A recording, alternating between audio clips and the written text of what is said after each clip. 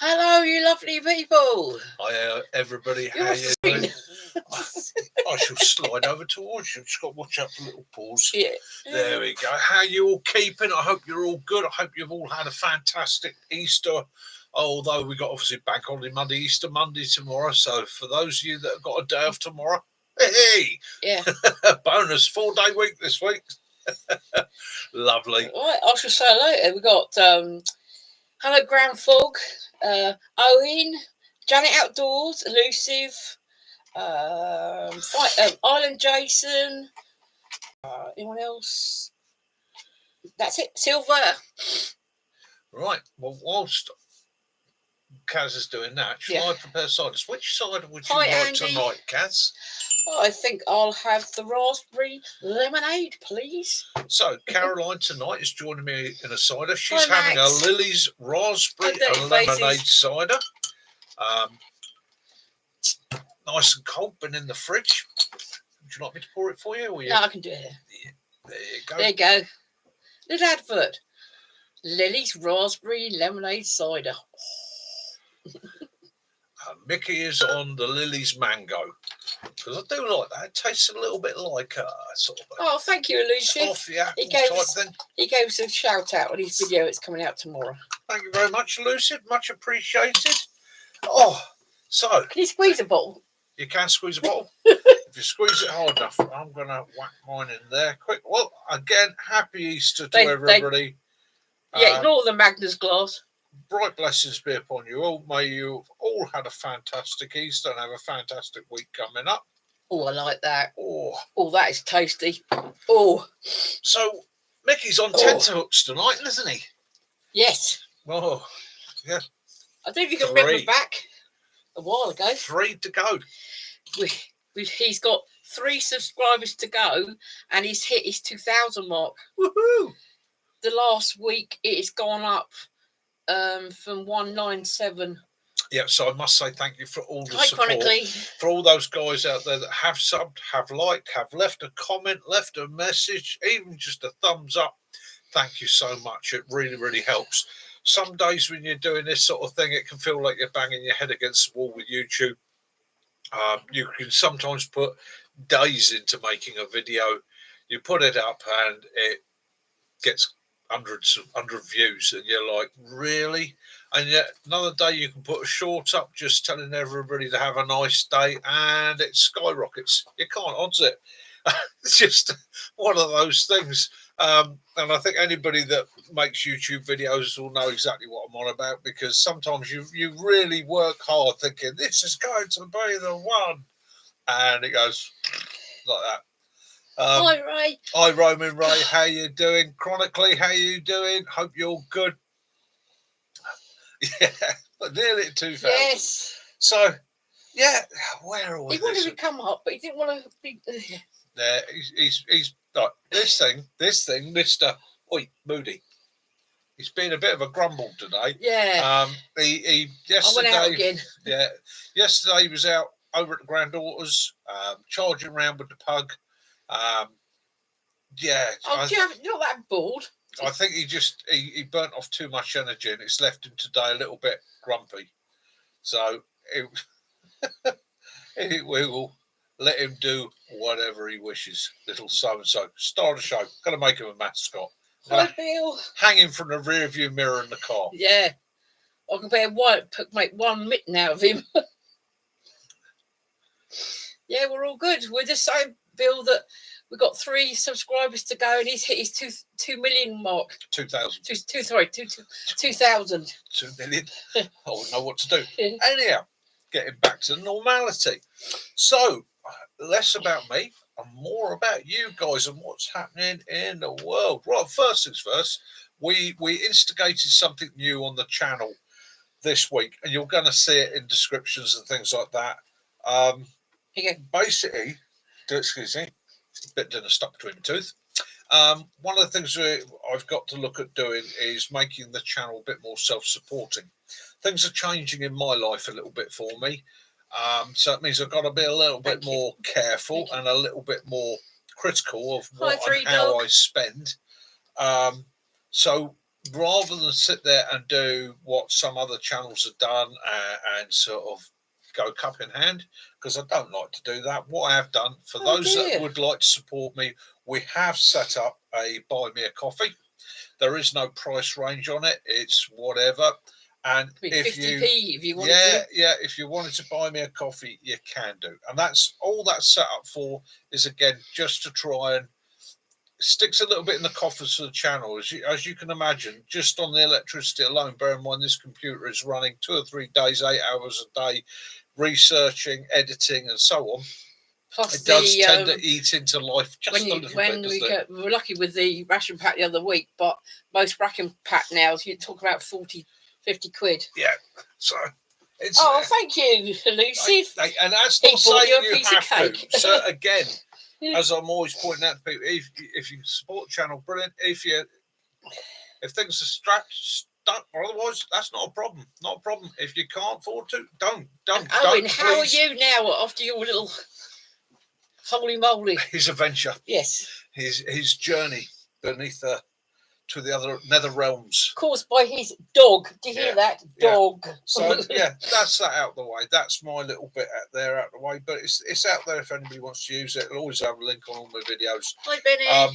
And again, more importantly, comments, likes, and sharing, guys.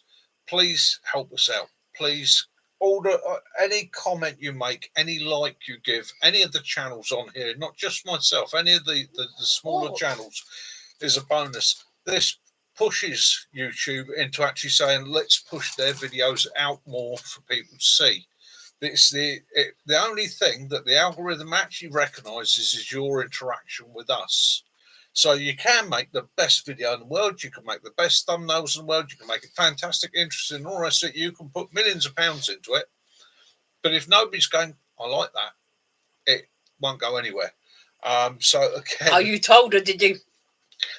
Oh. Owen, let Mrs. Owen know. He told his missus, did he? Yeah. Oh. Poor Three Dog Night. He's just saying that YouTube at the moment, he's been getting views taken off his shorts, and so he thought it was something funny. So he actually took a picture of the views last night and looked again, and he lost 5 more.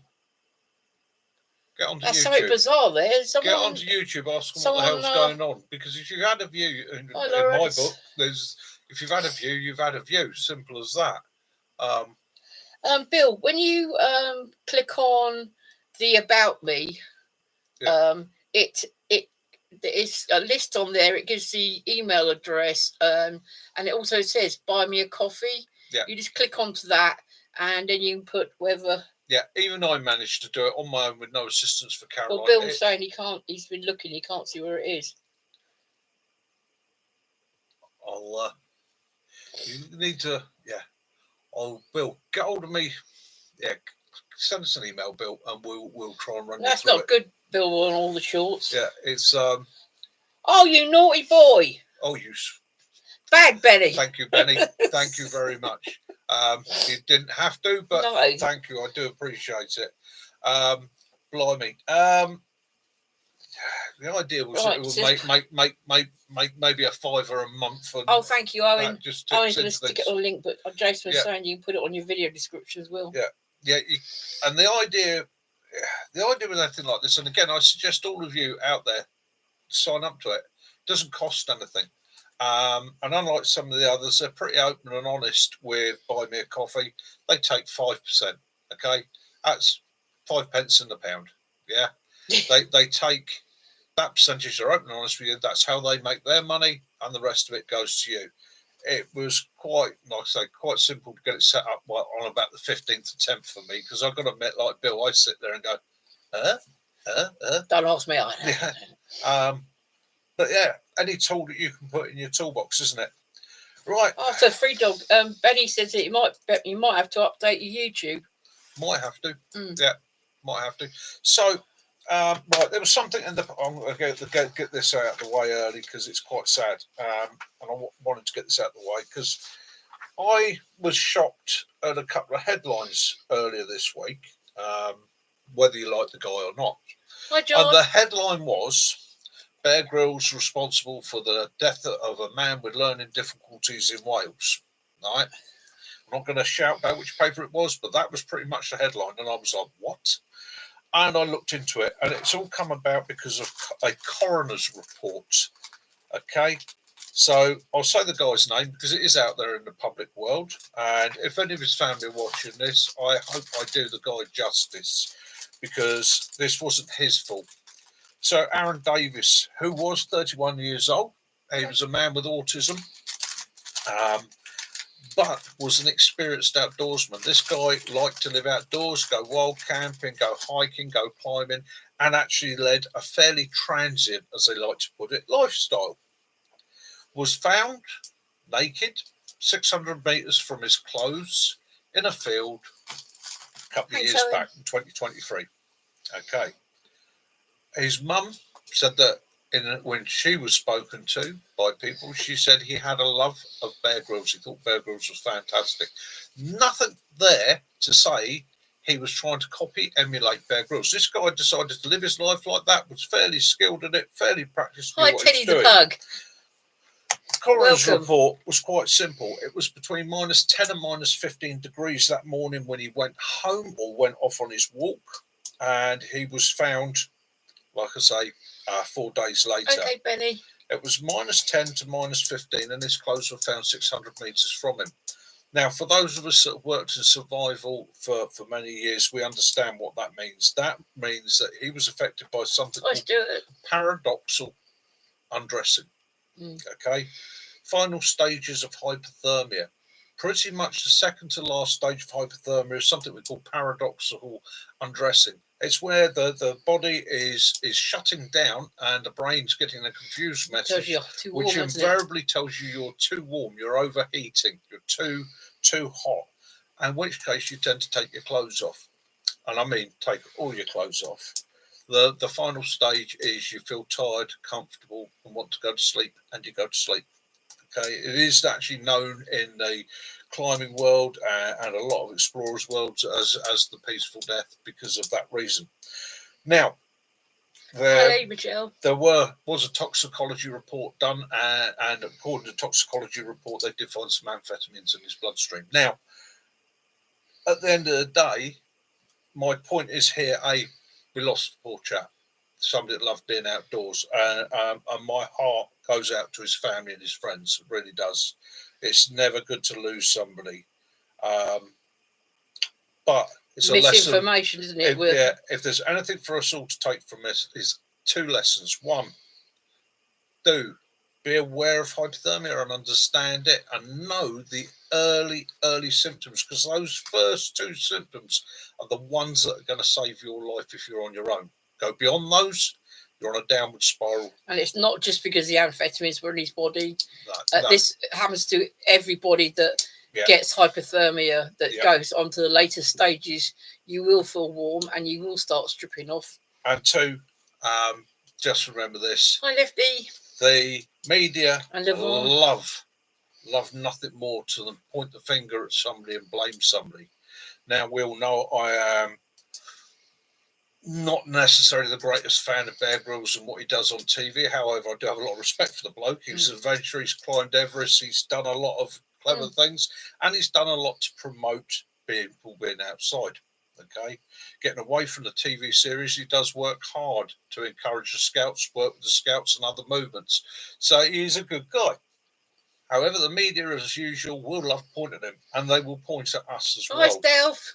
Okay, so it's something for us to always be aware of in the back of our minds that you know, we're a fringe people, and in the event of something happening, it's those crazies up the woods, you know. So we always have to be a bit careful, and when you're creating your videos, your footage, your telling your story, always, guys, please keep these sort of things in mind so that you're not encouraging somebody to go out and take a risk. We do one night survival. When we do the one night survival, one of the things we said right at the beginning, if you're going out to do one night survival with no kit, take an emergency pack with you. So if it does go wrong, it starts to go downhill, goes completely tits up, your arse is covered. Just the fact that you've got it sat at the back or just out of shot Doesn't matter. You're not using it. As long as you're not using it, you're still Hi, completing your Mary. one-night survival. But don't take those risks. Hypothermia, especially, is a silent killer. By the time you've realised that you're going down with it, you've got a very short period of time in which to act and start getting that core temperature up. Anyhow, with that, that's enough on that. My present thoughts go out to Aaron Davis's family. And yeah. Yes, Kit's just saying apparently it's us that started the forest fires in Galloway. Oh yeah, that one's already started out there. Yeah, it's Yeah, the wild campers. It's not. It's the people that decide to go out for the day and take their little throwaway barbecues. I just wish they banned them damn things. Yeah, it's if they banned them, then there wouldn't be so much of this. You always got to have somebody to point your finger at, haven't you? You can't sit there and say it's groups of students going out on the weekend getting drunk and having a laugh. It's a lot easier just to ban the crazies that go out in the woods and spend the night in the woods. That's the ones that are doing it. Evening, Mac. I saw your picture of your camp. How was your camp out last night, Mac? Fun? Oh. Squatty with 2 labs. Good banter, and off you went. Excellent. Yeah, excellent. Well, shall I do? Yeah. Well, as you may all know that there's been a lot in the news about this. We've got to get a 72-hour pack or whatever sorted out for just in case that things happen that go wrong. Well, I thought I'd use my initiative, and I actually went on Amazon, and I thought I should get some packs of AA and AA batteries. And on Amazon, I got these 40, and they're not the cheap, nasty ones. These are the Power Masters. They're mercury, cadmium, and lead-free. Yeah. And these I've guaranteed, I think, for 10 years. 10-year shelf life. 10-year shelf life for these. And this is best before the 3rd, 2026. For those 40, it was £15.77. And then I got the Power Owl AAAs. And these ones were 24 for £7.19. So I didn't think that was too bad. So we have got a stack of batteries because and let's face it, our lights we use, we got some that are sensor lights are all battery operated. So, and again, if you can afford it, you grab a pack like that, put it away, and it's there. Because how often have you actually gone, I need a battery? Yeah. And, I've got loads in a battery drawer. You open your battery drawer, you have a look, and you're like, yeah. Lee Michael was saying those Frey Bentos board in the bags, brilliant. £2 a pop. Yeah. And I've yet to try one of those, but John, what they said is we've got to everyone should have 72 hours worth of stuff in case we have power cuts, the water gets cut off and things like that. Well, most of us already have tins and sort of stuff for prepping and that anyway, but we usually have when we use our Borneys like that, you fill up your water containers. So what the way this comes from, I've done my research. I've spoken to my contacts within certain organisations that I work for, and I've asked a couple of quiet questions. And okay, so most of this 72-hour preparation actually comes out through an EU declaration, where the people that make the decisions within organisations like Cobra and that have actually said that there is exactly Bushcraft. The concern is a concerted or coordinated event causing disruption by hitting power and communication facilities that would possibly knock out certain areas for up to 72 hours. In other words, they're not saying that we're all going to get blacked out for 72 hours, but they're saying in the event that there was a strike in, say, my town, it might knock out my power supply, my communications for 72 hours. So EU-wise, it's not just Britain, but EU-wise, what they've done is they've just put out a first warning, which is literally saying to people, look, we're not saying it's definitely going to happen, but it could. Therefore, we suggest that what you do is have a drawer and you put away 72 hours worth of supplies. Now, 72 hours worth of supplies, that sounds like run out, buy this, buy that. It's not really. If you think about it from a logical and sensible point of view, even if you're not a prepper, 72 hours worth of food, you've already got it. And if we go into another lockdown because of COVID or something Yeah. similar, like they keep saying we could, 72 hours worth of power. Well, most of us can get by on torches, candles, and batteries. I think majority of people have that sort of thing floating around their home these days. I think most people are sensible enough to have some sort of and we've all emergency got a lighting. plethora of fire making. Yeah, for those of us that are preppers already, we're sitting there laughing because you're sitting there going 72 hours, 72 hours, did that standing on our heads? 72 months might be a push. So again, I hike in the hills. It's have those batteries. Now, I did a bit of a years ago. I did a bit of a talk for an organisation on this for their own infrastructure. And we worked then on a 72-hour disaster response, and it was a disaster response. And what I said to them there stands for this. So for 72 hours, if your lights were to go out now, your first thought needs to be water. Okay. The pumping systems are going to pack up quickly. Not many people, or not everybody, is going to run around suddenly and think need to top up with water. But there will be an overload on the water system. Now, most of these have backup pumps, generators, and so on.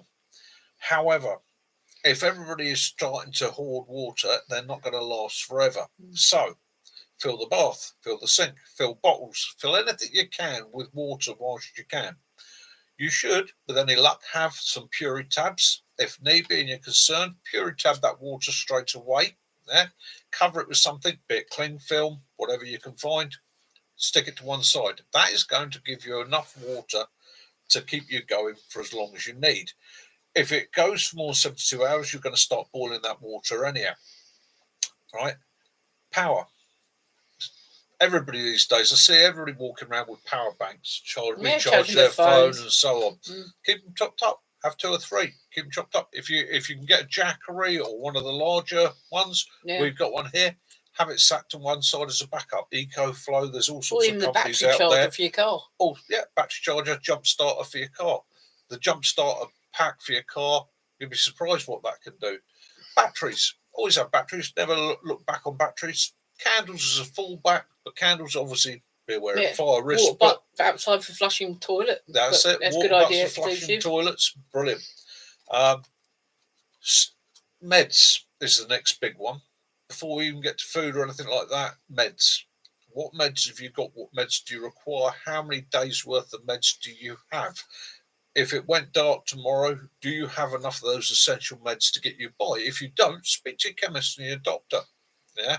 Say to them, they're putting together a 72-hour plan. I want to put together a 72-hour pack for my own backup. So I want an extra 72 hours worth of meds. They'll sort that out for you. Communications is simple. In the event of power outages like that, you are not going to be able to use your cell phone. Your cell phone will go down along with everything else, because if you were going to hit the power system, you're going to hit the communication system as well. You're going to knock them out. So drop back to the 1970s. Good old-fashioned AM, FM radio, battery-powered, wind up. Tune into your local radio station and get your reports from there. The other thing I'll say about that is you're going to get more reliable facts from that than you are off of YouTube, Facebook, or anything else like that. Because cider. I can guarantee there's going to be people telling you, there are invaders falling from the sky. There are people. As Lefty said, that at the moment, team are running crazy sales on power stations and batteries. Yeah, they're doing some really good deals. We're not saying this to make everyone sort of panic. It's not panicking. It's just rethink things that you've got. I think it's not panicking. Yeah. I think it's 90% of people have already thought about this, but I'm just sort of putting it out there. All right, Benny, I'll let you off. Right. Food. Well, food. For 72 hours, you've already got it. I guarantee you, in your house, you've got 72 hours worth of food. Rice and pasta and sauce. And your freezer's going to pack up straight away. Open the doors for as short a time as possible. Take it out, start eating like a king, okay? Because it's not going to last forever. Shelter. unless you've had to evacuate from your home, you've got it. Right, sit there. Warmth, comfort, things like that. It's all going to come within your home. So Stay in again, one room. it's not panic. I've seen a lot of channels out there going, yeah, you need to go 72-hour bug out pack. Right, come on, Kaz, we need to run to the hills. I ain't running nowhere. Exactly. So it's just a bit of common sense, and I think really and truthfully, most people would agree Yeah, with me dog that food, most of cat us, food. It's yeah, all human. Human most of us have controllable. got this sort of thing already. Okay, most of us understand that as it says on the wall, I've been writing up a bit more in my book about bugging out and so on. Right, so I keep seeing, because this came up, I keep seeing people going bug out bag, bug out bag, bug out bag. Why? Why? If it's a power outage event, why are you bugging out? Unless you live under a dam that's about to burst, why? Okay. Yeah. So the first question you've got to ask yourself with bugging out is why. Your second question is where to. The next question after that is how am I going to get there? And lastly, when? When do you bug out? Okay. If you've got a certain amount of fuel, you don't want to be wasting it. As it says up there, there's too many variables. You've got to know exactly. Now, there are times when you're going to bug out. It may be fire risk, flood risk, earthquake risk, tsunami, unrest, and so on. When it is advised, get your ass out of that area. Cat, I thought it was you. But in most of those cases, okay, you either live in an environment where you're already going to be prepared and aware of that risk. And in that case, yes, you can have your bug out bag, but your bug out bag isn't going to be a run to the hills and survive for 48 days in the hills, is it? Really, it's probably going to an evacuation centre. In which case, the things you're going to want to take are IDs, meds, things like that, maybe a torch or two, or maybe bits and pieces that you're going to want. But a lot of it's going to be results, paperwork, notifications, things like prescriptions, things like copy of your insurance, copy of your passports or whatever with you, just so you can identify yourself and let you know where you are. If you are somewhere that rural that you could face an event where you do have to survive in the hills, you're already going to be planned and prepped for that. And again, in the UK, you're right, John. If everyone goes to bug out, you're not going to be able to move on the roads anyway. You're not going to be able to move. I mean, you're wasting your fuel that you can't replace. If you look at mass evacuations that have happened in history, actually a lot of the survivors are people that went by foot. A lot of people have been caught out, captured, injured, wounded on the roads trying to move with all their possessions in vehicles. You can go back to the First World War, Second World War, when people fled their countries. A lot of the people that actually got out were the ones that went on foot, that moved, unless they were clever and lucky enough to move really early. I mean, we got you got your army sleeping bags. We got woobies. We got blankets. We're not cold. We're not going to be cold. I've got blankets already in store, sort of thing. So yeah, we make a big nest. Yeah, a big nest, big love nest. Yeah, Willow will be right in the middle of it, kicking us all out. Yeah. So again, please don't panic about it. It's one of those things that again. But as happens, they say, if you're going out, get an extra couple of tins. Yeah. You know, anything, tin milk, dried milk. It's all common sense planning, and the governments, the various governments, are actually just being a bit practical and a bit sensible about it. And of course, what happens straight away is people jump on. I think I know that castle you were about, Kitten. I think is that the one with a big trebuchet in the car by the car park? If it is, we've been there. People start fear mongering on it because it makes good viewing and it sells your channel and all the rest of it. So yeah, there we go. Anyhow, so yeah, what we've done, tick that off, tick that off, tick that off. Yeah, that's a good idea. John's going to be picking up some more of those wood pellets because now it's warmer season. They're cheaper. Mate, I agree with you 100% there. So I've already bought my winter kit for next year in the spring sales this year. Right, so I buy my winter kit at the end of this winter for next year because they're selling it dirt cheap because it's stock they got left over. Yeah. Might not be quite so fashionable next year, but I've got it. We got enough Firestones and Firestones Max. Yeah, you got the Firestones. You got the the fat wood. We've got all resources. sorts. Yeah, resources. yeah, you're right there. Cat litter. Yeah. And it's practical sense, really. Oh, okay. Just having a few of those spots. John, that camp of yours was absolutely stunning, mate. I was really envious. I was like, I wish I was there. And that pellet stove of yours works a treat. That's about just to have the fact that you've got in your hot tent, you've got a stove that is going to run without you touching it for 8 hours, keeping you warm, mate. That is diamond. I really like that. Yeah, I'm really quite jealous. So, Island Jason, you've been out. Is it raining? What's the weather everyone got? Yeah. Because I know Ireland got snow. It's been bloody cold South here today, of Scilly Isles has got snow. Because I said to our son came back from being away in Cornwall for a week, and he said, "Oh, it's raining down there." I said, "Well, the Isle of Scilly, which was not far from where he was, had snow, and south of France." Yep. Yeah. Yeah, it's the weather here today was cold. It's dry. It was dry, but it's cold. Yeah, northerly wind blowing. Oh, 17 degrees. Oh, almost sunbathing with them. Time you get the bikini. Yeah. With your toast and tomato, your cheese and tomato toasties. Yeah, so what else have I been doing? Right, I've been ordnance survey. I've been going through my maps, updating some of my maps. I've got a...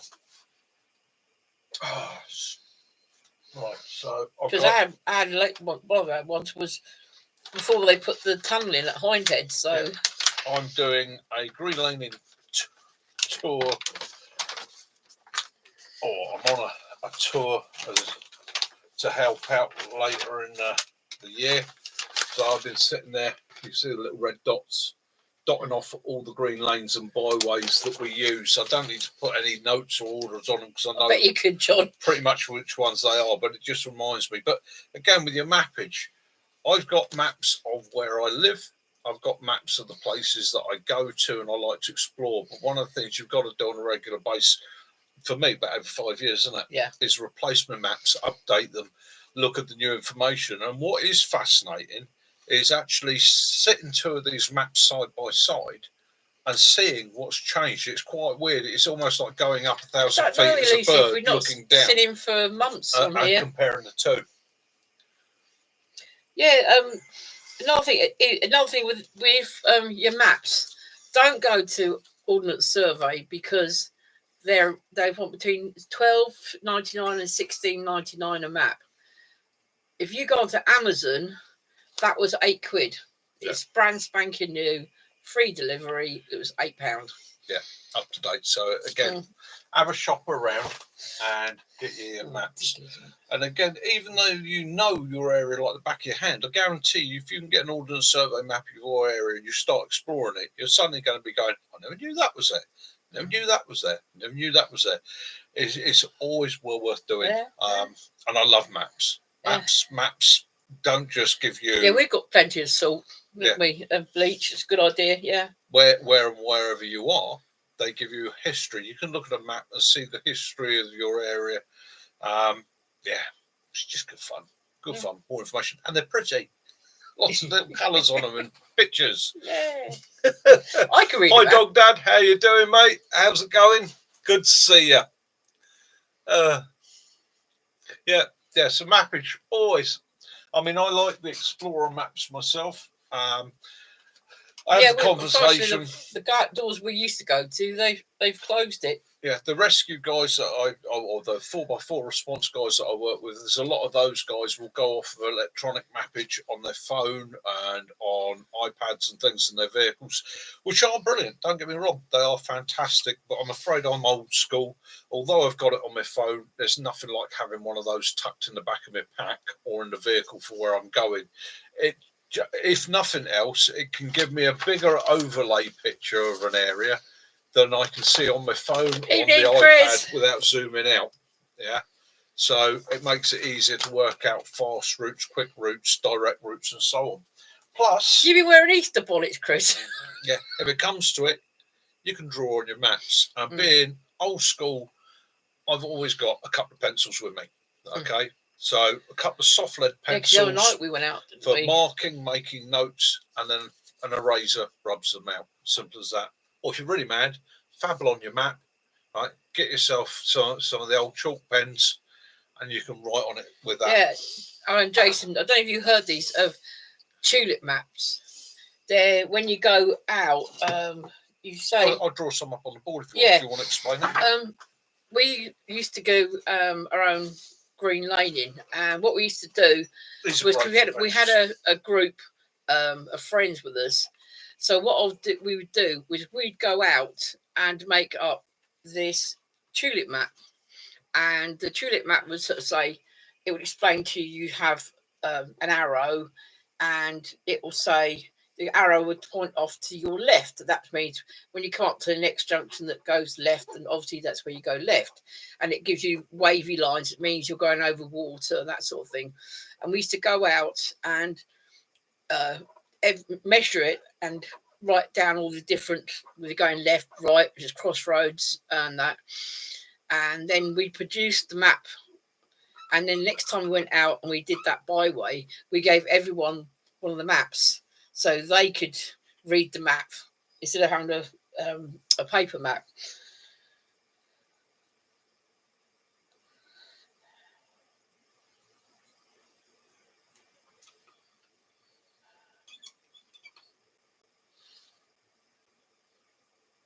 Oh, does it? All right. You see on the board the sort of thing. So I learned how to do that. Also, a map, the OS maps, I can read them. A lot of ladies, unfortunately, or men can't read the map. But I got used to sort of looking ahead and thinking, right, okay, there's a cross there, so I know it's a church, and it's the next turning on the right past the church, and then we go down the byway, and I got on all right with that. But it's simple, yeah, that's the simple signage. So as you see at the top there, you have a start point. So start, you zero your trip meter. So as you describe the route out page by page, 1.5 miles. You always come in from the right. So you have an arrow indicating this is where you're coming in from. There's a turning on the right. Take that. It's got an arrow on it. On this one, to the junction, turn right. Yeah, so Miley. Over the Humpback Bridge. Traffic lights. Good for your dad. Turn right, and so on and so on and so on. And you can simplify these quite easily. We used to do a lot of navigation by tulip maps. So you'd work out a route map, literally as easy as that. Keep it simple. And you'd only put on extra symbols like churches, maybe a post box, so things like that. You would see on an OS map. Yeah, you're obviously going to see. And you can, we used to work out whole routes over 30, 40 miles like this, give everybody a copy, and go off and have an adventure, end up with a picnic at the end of it, settle the vehicles off at the same time. Jason would like to know what where does the name tulip map come from? I think it's something to do with the fact that the word tulip petals. Yeah, and you take off one petal at a time. Yeah, I believe. In fact, that's what we'll look into for that one, Jason. But we will find out for you. And again, this used to be an old form of navigation years and years ago, used by the military, used by pilots, used by lots of people. It was a simple form of nav, which you could adapt yourself. The essential thing is zeroing it, having that start point. And then when you plan the route out, you literally drive the route. And every time you come to an obstacle, a turning, or something that's going to stand out like a sore thumb, you just literally stop, log the mileage, draw in the design. It could be an upturned car.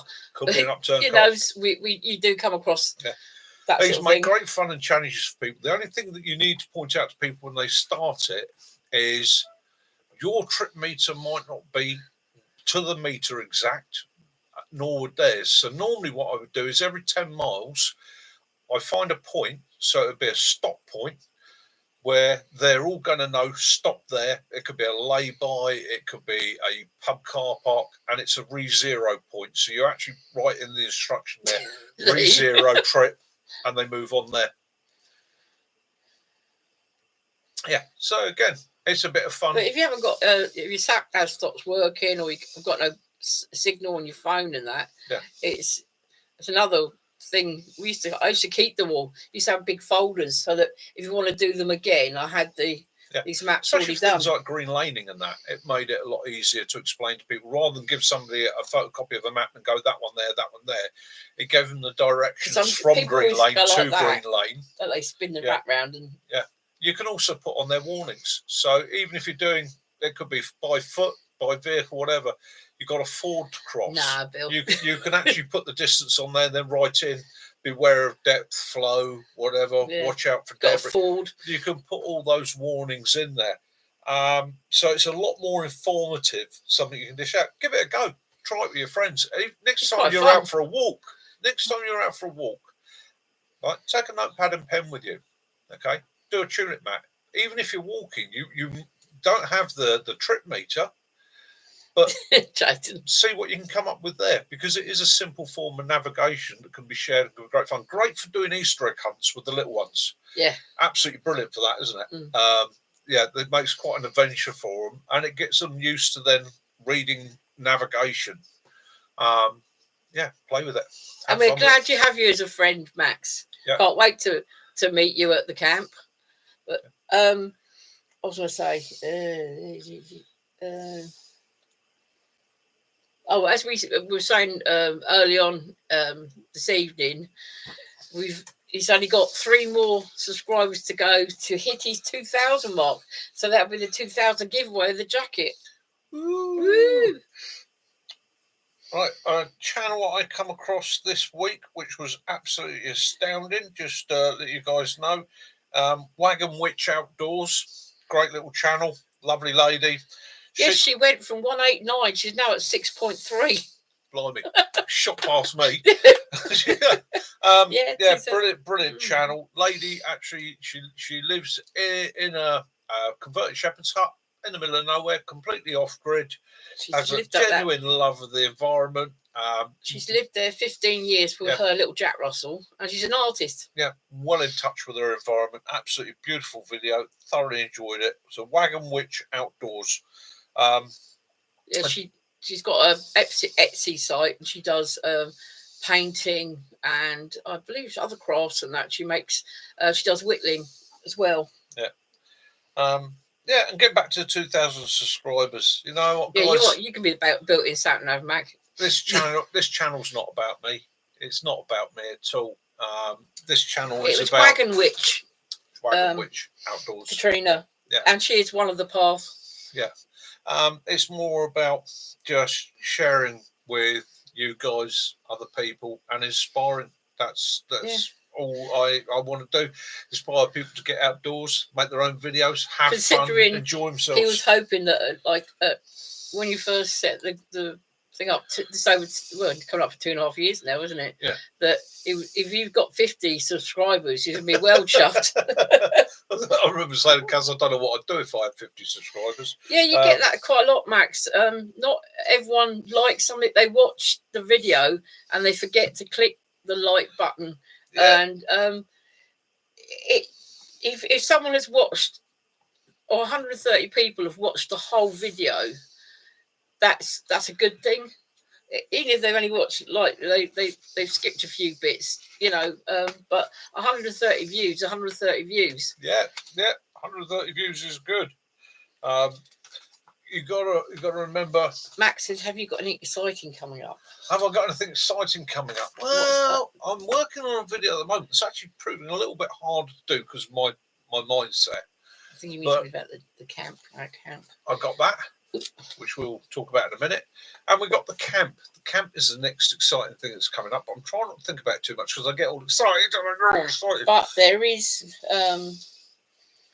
we're gonna have a special guest. Yes. Company. Yeah. I won't say more about that, but there is somebody joining us that it's going to be something very exciting up there for you guys into your prepping, your wild camping and that, and you're going to get a first on. So there's that. Again, I can't say too much. You'll see it when you're there. Those that are coming. So next camp. Those 20 people. 16th to the 18th of May, up in the woods. I think there's about 20 people coming, so that should be a fun camp, a relaxed camp, a bit of a giggle, a bit of laugh. Looking forward to it. Hopefully the majority of you like beef, because I'm thinking about beef curry for the Saturday night. Nothing too hot. There might be a curry and a stew as well, Yeah. there. So, or do a curry and a stew. So yeah, hopefully majority of you like a bit of beef. And that beef is sourced from my mate's farm, so I've watched that animal grow up.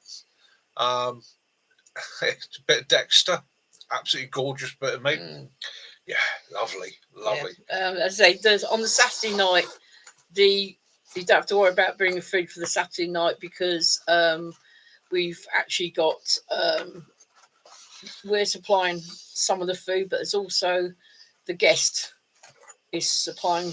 Yeah, the guest company is supplying some food as well, so it should be a really good camp. Yeah, it should be good fun. So I'm just going to set this up. Yeah, I'll say Lofty Wiseman too, John. Can't say. He said Ray Mears or Bear Grylls.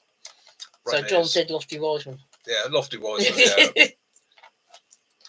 Right, so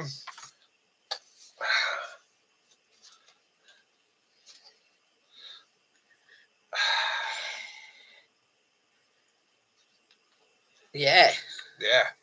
It's better if you don't have it on you, though. Yeah, it's actually, to be honest with you, using it like that is a pain in the bum for me. But where it comes into its own, slung around the neck like that, used like that. So what this is a night vision monocular. Okay, so it's a night vision camera with an IR emitter, and the camera picks up the IR signal, converts it to black and white image. Now, I got sent this by a company called GT Yes, Media. so you don't pee on your friends. Yeah. It's an M4, and they said, would you like to give it a try and do a review on it? I said, yeah, go on, send it to me, I'll give it a try. Now, night vision gear, when I first started out, was pretty poor, to be honest with you. In actual fact, you were better off without it. So I wasn't expecting a lot. This is really well designed. Okay, the IR emitter has got a reach of about 350 meters. Okay, I was watching rabbits in pitch black between 50 and 100 meters from me. I was able to count them, identify the bucks from the does in detail. It's absolutely brilliant. And it comes with an SD card, so you can take photos and the video of it. Built-in SD. It's got an SD card, micro SD, up to 128 gig. And you can single push button there. It's in video mode as standard, so you just click shot, and then it's recording a video for you, and it will film it in infrared, or if you're using it at daytime, it will film it in daytime, okay, or daylight. The bonus with the infrared cameras is you can use them in daylight. Starlight cameras or light gathering cameras, you can't. They just bloom out, and it tends to damage them. It's fairly light, fairly easy to carry. This really has a place for me, not just so much in my camping, but if I was doing a security role, I would love that. If I was managing livestock or wildlife camps, again, comes into its own. And it comes in a hard case. If you're a farmer. Yeah, oh, excellent, Mac. Comes a decent hard case. If you were a farmer and you want to check on your livestock at night, you can do without disturbing them, because it's infrared. You're not, if they're in a barn, you're not turning all the lights on, waking them up, making them go, what's going on? You could just check they're happy, calm. I'm just trying to answer your question. Yeah, Free Dog. They're priced below £100. I think that's £94. £94. Yeah. Bearded Adventurer, hey, what part of Hampshire are you? We're in Farnborough in Hampshire, so we're up in northeast Hampshire, just about 3 miles from the Surrey border. That's our bit here. Oggy, oi, oi, oi. Yeah, so Free Dog, you get the hard case and the head hard thing. Case. the head strap, it's Brown down, yes. yeah, it's rechargeable. So there's no batteries in it. It runs off a 2000 milliamp hour. What do you call them? The modern batteries, you know, the fancy ones.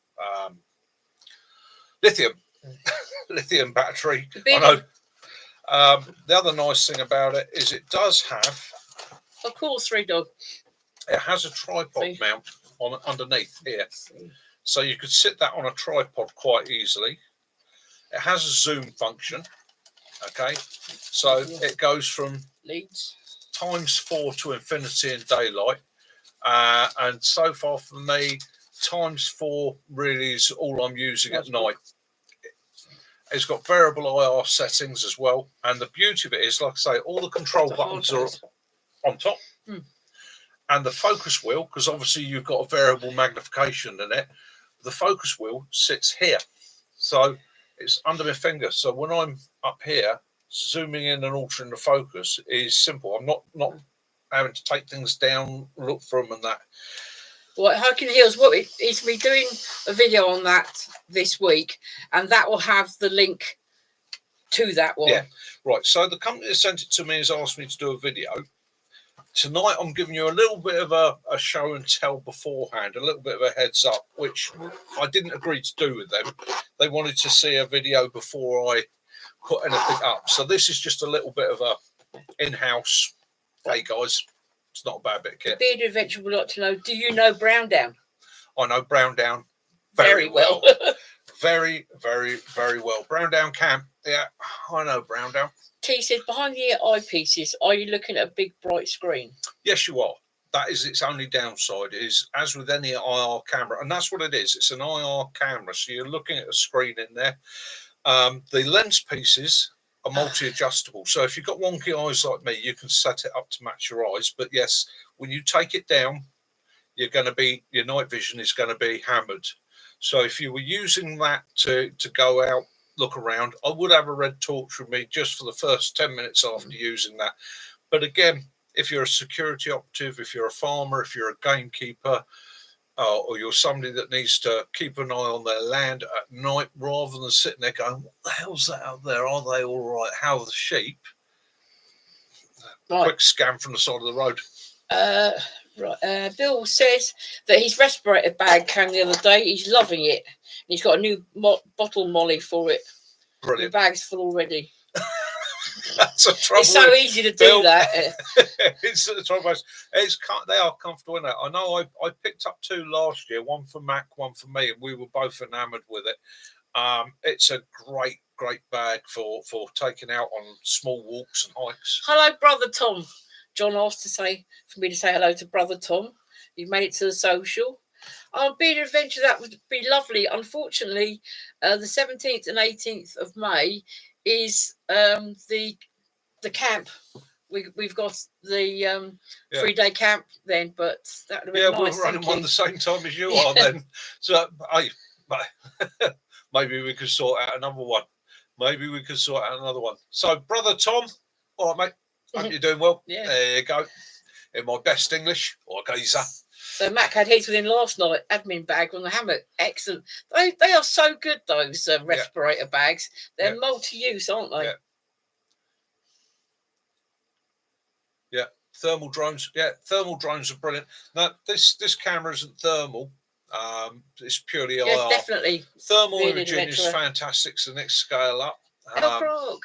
And again, like I say, you also have what you call image intensification, which is what a lot of the military stuff's based on. So that doesn't emit anything. The downside with that, if you were tactical, is anybody else with a thermal camera is going to see you. And the more power that your thermal imager or your IR is putting out, the bigger signal you're going to give. So anybody sort of scanning from the distance with an IR camera is suddenly going to see this big glowing infrared area coming back to a focused point, which is going to be me. El Crocs he's running late, so he's running it back. He said, "Ari, the Frey Bento spawn in the bag. They're great." He said, "But don't use the water for coffee after because you taste the ink." from the outside. Cheers, El Crop. Thank you for letting me know that. That's worth knowing. I'm going to make a note of that one. So, yeah. Yeah, what's a little note there. Bags. But hiking the hills, yeah, you because I used to work for the MOD myself. I used to work in the booking cell. So my area was actually Crowborn in Sussex, and some of the areas around Epping Forest. Yeah, yeah, Browndown. I know Browndown very, very well. So, yeah. As I say, he's got to do, Beardy's got to do the do a test. We did a test the other night.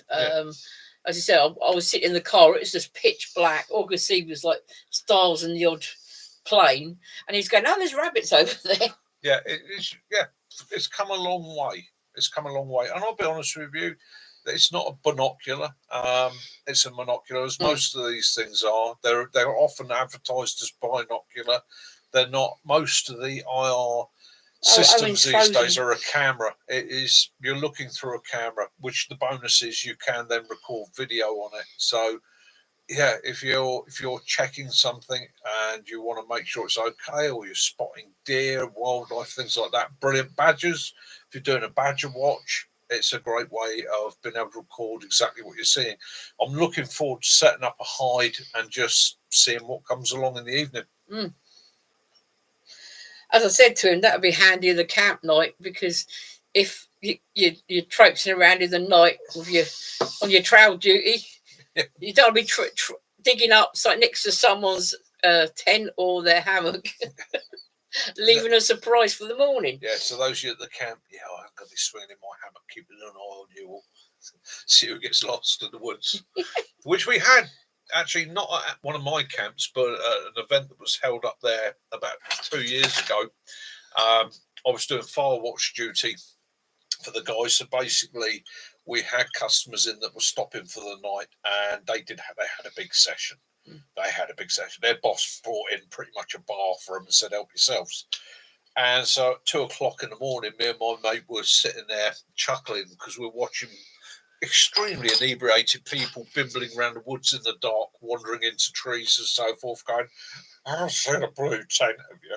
Mine's a blue one." Quite a few ended up sleeping in a bush. Yes, a couple of them woke up in bushes. Welcome back, Benny. It was great fun. But again, we were there for safety. So like Still said, it'd be like dog soldiers. The werewolves can't creep up on you. That's why I've got it. That's why I've got it. I'll be breathing down your neck going, "You're behind me, aren't you?" I make you choke.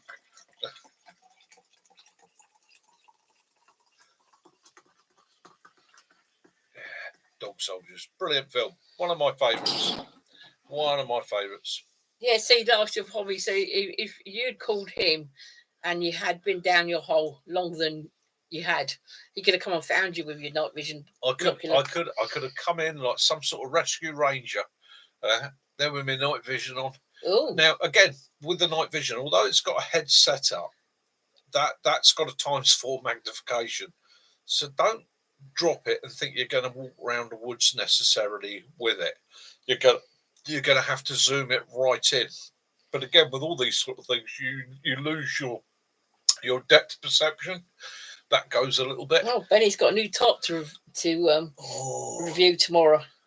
So you're actually going to retire your that light coloured one, the one that went that colour in the sun, or you're going to keep that one still? The one that in sunlight goes from summer tarp to autumn tarp. Brilliant. I like that. A reactive tarp. Yeah, I like your review on your bike. Very. See, if I didn't know you pointed to that derailleur, I wouldn't have known that's what it was. You didn't know what a derailleur was from that before that, did you?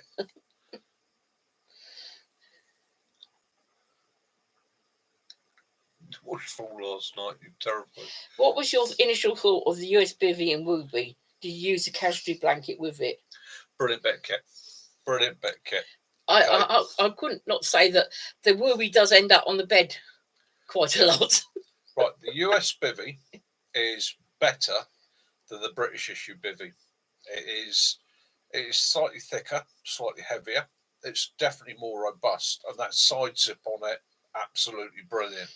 The downside of the British bivvy, although I love it, is it can be a bit of a faff getting in and out of it at times. And if you're somebody like me who's a side sleeper that gets too hot, having that side zip means you can just drop the zip down, let a bit of air in, and yeah, comfortable as anything. The Wooby, brilliant piece of kit. Absolutely brilliant piece of kit. Used it a lot this winter, even at I home did. here. I've been tucked up on the sofa with it. Yeah, We got a absolutely cold night. superb. The rescue blanket with it, that's fantastic bit of kit. I like that. Although it's not really been cold enough here for me to use that as yet. And yeah, I will be using it at the camp. I will be bringing it up the camp and using it up there. So I'll do, again, John, I haven't actually done a full review on it. I think I did a little video on them. But yeah, it needs a camp out in it to do it justice. But yeah, thank you, sweetheart. Definitely think it's got the edge on the British one. Matt was saying that he used his Wooby last night when it got a little bit nippy. Yeah, it did. The temperature did half drop, didn't it? Last night. It did drop last night. Yeah, the Woobies are superb. I mean, for what they are, especially for somebody like I hate it. Like Bushcross, Sussex. I cannot stand sleeping bags because in 90% of sleeping bags, I feel compressed in. And after being trapped in a 24-inch pipe, for me, the biggest horror in my life is actually not being able to move freely. Even in bed, I sleep literally on the bed with something light over me. If it's a heavy blanket, I'll sleep on top of the quilt with a blanket or something. Or wraps around, God forbid, it wraps around my legs. Horrible night. So the Wooby is absolutely superb for that. I love it in my hammock. It's none of this struggling to get in something, which I don't. Underquilts. You got an underquilt on a hammock, you don't need a sleeping bag. What you want is just a blanket or a quilt over the top of you, because the underquilt's going to keep you underneath thermally warm. If you've got a nice Wooby or something like that over the top, like Max said, as it underneath or on top, it's because it does. You can feel even though it's so thin. Yeah. You feel the warmth building up when you wrap around you. For those of you that are not sure what we're on about with the Wooby,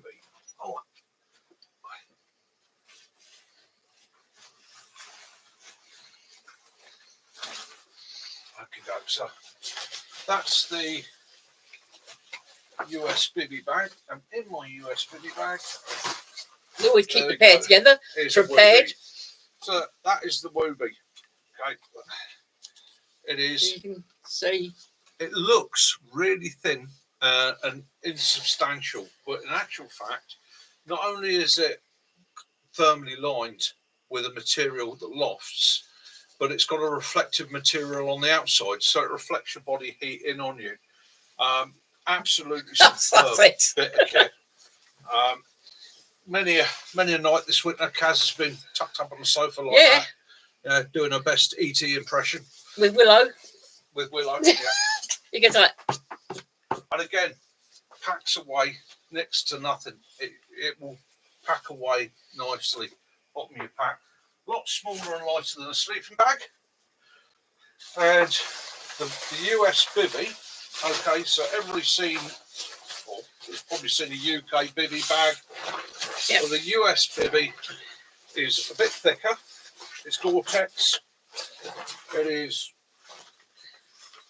that tall minus the hood. That doesn't help much. But the bonus, like I say, for me, is on the side here, you've got a huge storm flap. And then you've got a really, really substantial YKK zipper, which comes down 3/4 length. Zips from both ends. So for getting in and out at those moments at 3 o'clock in the morning when you're busting for a wee, or you've got to stand to, absolutely brilliant. Yeah, it's going to weigh a little bit more than the UK one. Yeah, it's not going to pack down quite as small, but its robustness really comes into its own. And if you have to come down by train, Benny, we'll pick you up from the station like we do Sticks. And on top of that, my mate John sent me this as well. Yeah. Which this is US Marine Corps top. Okay. Yeah. Superb piece of kit. This is designed to work with the bivvy as well, or with the Wooby. Yeah, compared to the US top, it is thicker, a lot thicker, and it's a blackout top as well, so it doesn't let light through. So again, for those situations where you're crashing out in the daytime, trying to get your head down, Trina, I'll be messaging you after. and it, again, packs away like a normal top or a small. I can get it pretty much the whole pack all the way into quite a small bag. Yeah, they are Gore-Tex 3 Dog Night. Yeah, the other nice thing with that US Marine Corps top is it's got poppers all the way around, so you can pop it together and make a taco out of it. Throw your Wooby into that, taco yourself into the whole thing if you haven't got a bivvy. No, we haven't. No, we have, John. We haven't been able to get hold of one of the US bags that snaps into the bivvy yet. No. Yeah, bearded adventure like you. He doesn't like being zipped up in a bag. I can't stand being zipped. Oh, it drives me up the wall. And that bivvy bag's perfect because I can drop the zipper and it gives me that room to move. But with the storm flap and that, I've never yet had any moisture or any issues. And if it does get really bad, it becomes one of those, oh no, survival situation. Yeah, you can zip it up. You're laughing. Size-wise, it's also a little bit bigger than the UK bivvy bag. So, yeah, well worth it.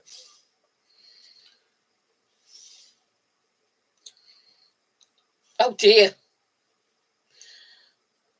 Yeah, you can get hold of the Dutch Woobies very easily in the UK, and you can also get Woobies via Amazon as well.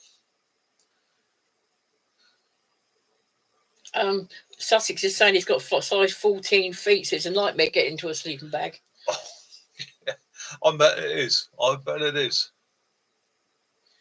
That's all right, but what he does, he puts different things on there. It's like the email address you can get hold of us is up there, and he puts up different things, and he moves stuff around the wall, so everyone sort of says, "Oh, what's that?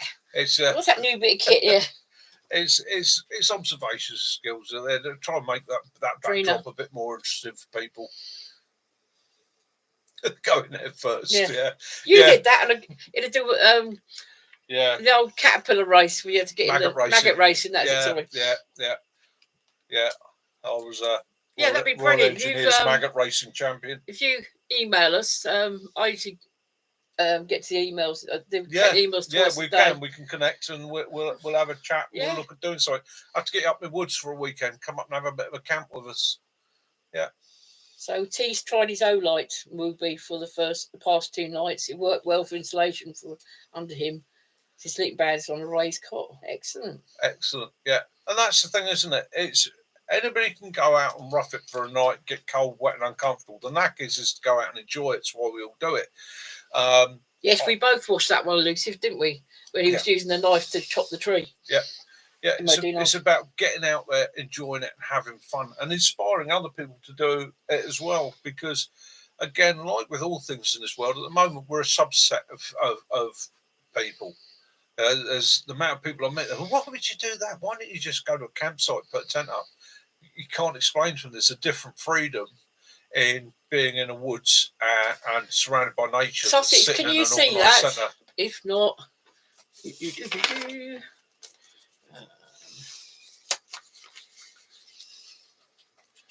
oops. Hampshire Outdoors @mail.com. So it's just quite an easy one. Hampshire Outdoors @mail.com. Not Gmail, but mail.com. Just mail.com. Okay. Oh, he's on guard in the Marchwood area. Oh, dear. Oh, down at Marchwood, eh? Oh, I remember when that used to be the Navy ammunition depot, the stores. Yeah, and if you download What 3 Words, Sussex, I can give you the What 3 Words for it. Yeah, Marchwood. Cool, blimey. Yeah. Yes, I remember that place well. In fact, landing craft's all I'll say there. Landing craft. Into Browndown Beach. Woo! Very stony. The Not a very Spiky growth. I spent many an hour at the fortress at Brown Down, sitting there going, "Cool, I bet the guns were big on this."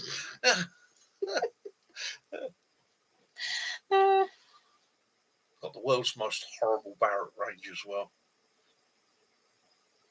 Yeah, I don't know. I was saying, letting Kitten know the other day. I saw an app come up on one of the things I was reading.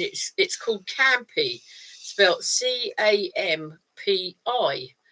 And what it is, it's free camping and camping and motorhome camping all over the UK and that. So I don't know if anyone would be interested in looking up that. Yeah. Benny, you're exactly right. Yeah. You're out camping, you've got that little bit of freedom, you're out with nature, it surrounds you, and like you say, you can pee where you like. John says, did anyone look up what 3 words that are listed for his camp video? No, I didn't, John. In all honesty, I didn't, mate. I was charging around like a mad thing, but I will have to look it Max. Yeah, it's really good because I've noticed as well when I've got people come around and to get a few bits from Facebook Marketplace, I've gone to my front gate because where we live and the road we live in, we actually are nearer to the next road along, and people find it really hard to find us. So I give them the what 3 words, that brings them straight to our front gate. So Elusive is hearing strange sounds out on the moors. So yeah, Elusive. Ooh. Just be aware. Yeah, that could be the hunt, mate.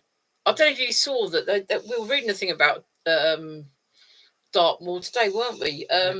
2 years ago, there was a lot of erosion of the peat, and they've come across a Iron Age cyst. A cyst is a sort of burial, so it's all the slabs of stone, and they're actually looking at it now. Benny, when my toasty machine arrives, I will go out and I will make a toasty in your honour. Okay, simple as that. Yeah, I was just jealous when I saw your toasty maker because mine's a one sausage wonder.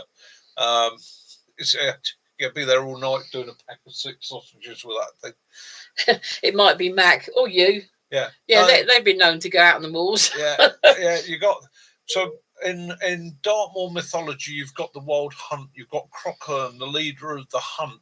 Crockhern is the old Celtic word and for the black moors. Dog as well. Yeah, and the hand. Yeah, and you got the wild hunt rides out of a place called Wistman's Wood, and covers the moors, and it says that people that disrespect the moor or don't show honour to Crockhern are pretty much doomed, will be hunted. I'm going to try the banana. I'm going to have my banana toasty with Benny. I shall steal it off him. In fact, I'm just thinking that. Yeah, there we go. Even in his one sausage one, you could do a banana in that.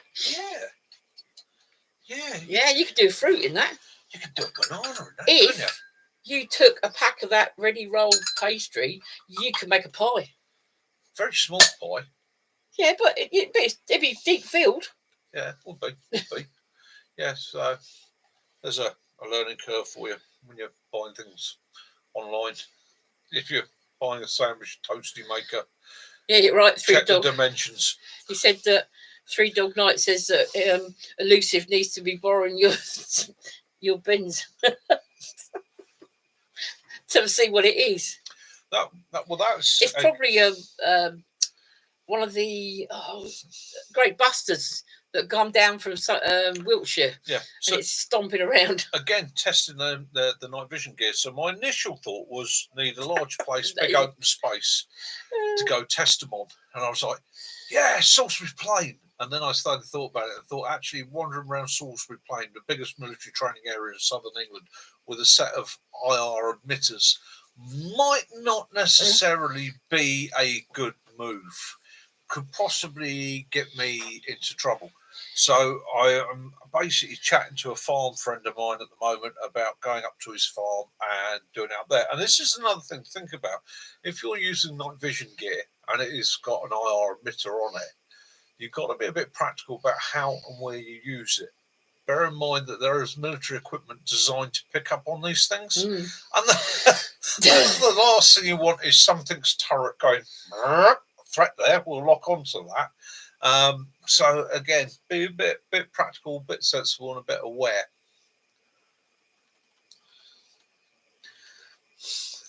No problem, Andy. Not a problem at all. I've penciled your name in anyway. No problems, Andy. Yeah, you're already down on the list. Liam Michelle says that you can feed the 5,000 with your little toaster. Bread and fishy for everyone. I tell you what, it's going to be a fish finger in that. One fish finger at a time. I want an orderly queue. All 5,000 of you, right? Line up. You get one fish finger each. You're going to have to wait 10 minutes whilst I cook it. Looks like a medieval torture knife. Doesn't bear thinking for what part of the body.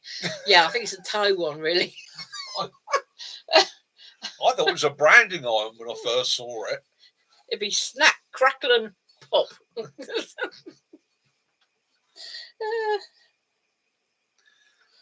Yeah, Mickey's new video: how to accidentally get a warhead on your forehead.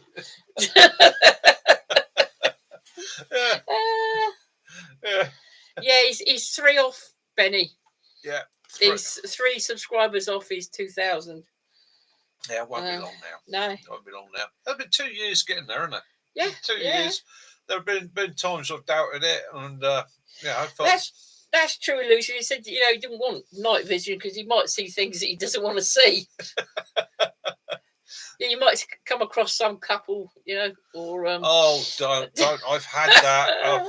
Right, so on one of the ranges I was running one night, Sussex. We had a night shoot, and how it's set up, there's the whole danger area with the ranges within it, which has got a big boundary road all the way around it, has red flags and red lights set up at set distances. So there's no way you can walk past any of the signs that say don't enter here when red flags are displayed or red lights are displayed, live firing in progress. So at 4 o'clock in the evening, everything's got shut down, all the gates have got closed. I've gone around, made sure all the lamps are up and working. I know I've bimbled off to get some scoff. And I've come back just as it's getting dark, as the military unit have turned up, got them all up onto the firing point, done all their safety briefs, done all the preps, got them all ready for firing. And I just turned around, just something in the back of my head said, identify the targets for them. So I had an extremely powerful torch, and I literally went, lane 1, this is your target. Lifted the target up, hits it with a white light, went and the guy shouts, seen, target down. Target 2, lane 2, this is your target up. Seen. We got to about lane 6, and as I come across with the torch, lane 6, I saw what I thought at the time was a bald animal, but in actual fact was a pair of bald buttocks. Okay. And I did that, lane 6, and right, stop, everybody unload. And now I've got the white light is shining on this thing, and all I can see is this pair of buttocks just the other side of the target bank. And I'm like, the hell is that? Right, as everybody unloaded, everything's safe, okie doke, I'm going to walk forward. Turn around to the range conducting officer and said, oh, you better come with me, mate. We walked down, and there is a young couple just behind the targets, in the little dip behind the coffins where the targets are held, completely nutty, doing the passionate thing. So as we've approached and hit them with a light, gone, suggest you two stop, put your clothes on. Both did the honourable thing, turn around, look the other way, get your clothes on. Got their clothes on, walked them all the way back up to the firing point where basically everybody's going, hey, like that, and give them the. We've all been there. So what are you, Sussex? Yeah, I said, what were you doing? What do you think we were doing? Red lamps and flags up, didn't you see them? I didn't think there would be a problem. And they were literally within 10 feet at the back of the target. So the target's here, the firer's here, shooting at that aluminium target. They're here, right in the fall of shot. Gave me quite a shake. After that, any time I ran a night shoot after that, I literally did a thorough inspection of the range itself. I literally went out with my little buggy, drove all around checking it. But again, it happens. Yeah. People are stupid. You know, you can't. Elusive, he's got some of the trail cams. You put them out for different Yeah. animals. We follow Farmer P, and he's got a little dew pond, and he put the trail cams up there, and he had loads of muntjac, foxes, Yeah. roe deer, badgers. As dog dad said, he's seen a few strange things walking the dogs in the evening. Doesn't help these dogs. We've seen a few things, and that was during the daylight. Yeah. A certain elderly couple on a Sunday in a bush, in a ditch. And we said, oh, look, perhaps she's fallen down No, she hasn't fallen. Oh, dear. Right, we'll just keep going. It was a convoy of about 6 of us out in Land Rovers driving some byways in Wiltshire. The photographer. It was a beautiful byway. You know, one of these where you got the hedges each side, the nice long byway running through the centre. So we follow the what you call the glass code. So we're driving at less than 10 mile an hour, sensibly, just tootling along, enjoying the countryside. Come round the corner, and as me and Kaz are leading, as we've come round the corner, this slightly maturer lady suddenly closed her top like that, and her husband, who stood there with the camera, just went like that, and she's busy buttoning up and what have you. So we didn't stop. We just trundled slowly through. Afternoon. Griffiths said you would known it was him because it says "grow up" tattooed on his right cheek. No, didn't look that hard. If it was you, don't do it on live firing ranges. So we eased through. The next Land Rover eased through, and then there was a gap before the next one. Well, of course, we're all on CBs, so we've got hold of the third vehicle and said, "Just be aware, there's a couple back." And she went, "Blimey, she's got her boobies out." We were nearly always the lead, and the trouble with CBs, you know, I've got a habit of saying to people, "Oh, did you see that?" And the trouble is, I sort of forget that like 2 or 3 Land Rovers back, they're actually beside whatever it is I've just seen with their windows open. Yeah, and you go, "Caroline, will you stop doing that?" And what? You say, "Did you see that twat?" And of course, yeah, they did because it was right beside their window. Yeah, so yeah, you do get funny things in the countryside. You just got. I mean, I'm not going to be judgmental. Nah. I was young once myself, so yeah, just my opinion is try and be a bit more discreet about it. Or if you get caught, well, it's animals you see as well. Yeah. Coming down a country road not far from where the camp is, there's a bloody peacock in the road. Yeah. In the middle of nowhere. Yeah, if you hear strange noises at the camp, just within about 1/4 of a mile of us, there is somebody that actually keeps peacocks on their estate, or say their estate's a huge garden, but they got peacocks. It's a big roast, isn't it? They make hell of a racket at night. Hell of a racket. Don't taste like pheasant either. Don't ask me how I know. No, I have to tell you a lie. But they may look a bit like a pheasant. They don't taste like one. Yeah, not necessarily, because they do tend to drag their stuff away, don't they? Big cats. Yeah. Especially the big cats when they're prey, they tend to, once they've caught it, killed it, they'll drag it off somewhere where it's secure. They are quite intelligent predators, as in if they've killed something that's too much for them to eat there and then, they'll hook it up into a tree. They'll try and hide it somewhere so that nothing else gets to it, then come back to it. Nothing wants to be hunting every single day. Very good, Sussex. They're not as stupid as flipping quail. Yeah. Red leg quail. You get them in front of you, and they just keep running, and they're going, you know, they just go off into the hedge.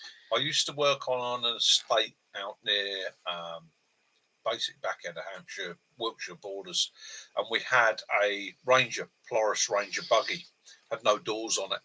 And one of the routes I'd have to do is to take me up an old Roman road. And I used to zip along there at 20 mile an hour. And we used to get a lot of partridge on there. Oh, partridge, that's what I meant, quail, partridge. They would be legging it along in front of me. And before now, I've actually reached down as I've passed one and picked it up and sat it on the seat next to me. And these birds are that daft that you scoop it up, and as soon as you scoop it up, they shut their eyes and they go like that. No, no, it's not there. It's not there. Put it on the seat next to me. And within a couple of minutes, I got this partridge sat there on the passenger seat of this Polaris Ranger doing about 30 miles an hour. Going, this is bloody awesome. This is bloody great, isn't it? Not So somebody didn't have to though. get out of there or take off. Quite Yeah. happy to be captured and get a lift. The old rangers used to end up.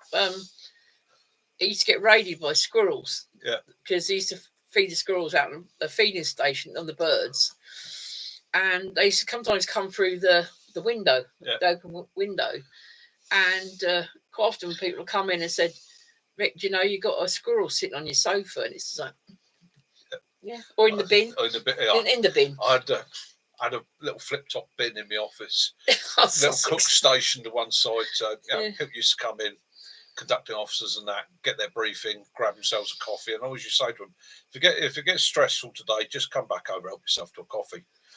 And I've had them walk into the office. I've got my back to them. I'm on the computer, and then like, Mick, sorry, I'll get a coffee. Go, yeah. And I just, he was a captain. I had God's unit, but got his coffee, poured his coffee, went to throw his sugar wrappers and that in the bin, and as he hit the top of the bin, the squirrel burst out. Well, when he came in, he was talking, hello, Mick, it's all right if I grab another coffee. As soon as that squirrel jumped out, I tell you what, I've never heard language like that before. I didn't know them officers knew those words. It was Another thing, the squirrels were buggers for taking the horror bags. Oh, The squaddies used to get like the brown sandwichy bags with their, used to get like a pasty, a sausage roll, or a piece of fruit, a bottle of water, a little chocolate bar. And they used to realise that sometimes, if it was a hot day, they'd put the crate just inside in his workshop. And they used to raid, didn't they? Yeah. Raid the yogurts and things. Yeah. And they're not as bad as the crows, though. Out on the firing point, you used to get the unit turn up with their sandwiches for the day in a bread basket, put it behind the console. Yeah. And I used to have to say to them, you've got to put a watch on that all day because the crows will raid it. And you could watch the crows will come in, and one of them would get into the bags and start lifting stuff out item by item. As he dropped an item, another crow would drop out of the trees, pick that item up and be gone with it. And I've watched those buggers literally clean a unit out of their lunch. It's Max is not as bad as driving back from Bodmin with a 6-foot teddy bear in the passenger seat. That the gorilla, the monkey. That did get some looks, didn't it? Monkey. That did get some looks coming back. A scurry of squirrels, cool name for a lot of squirrels. Yeah, I've met Bill. Yeah, definitely. Oh, sit there, Lucy. That wouldn't expect nothing less from the Cornish. Ooh. Be turf wars, Devon and Cornwall. Don't you start that now, that Devon heathen rubbish up here. No, It's definitely a scurry of squirrels. It is, yeah. Is that right? Is it a scurry? Is it?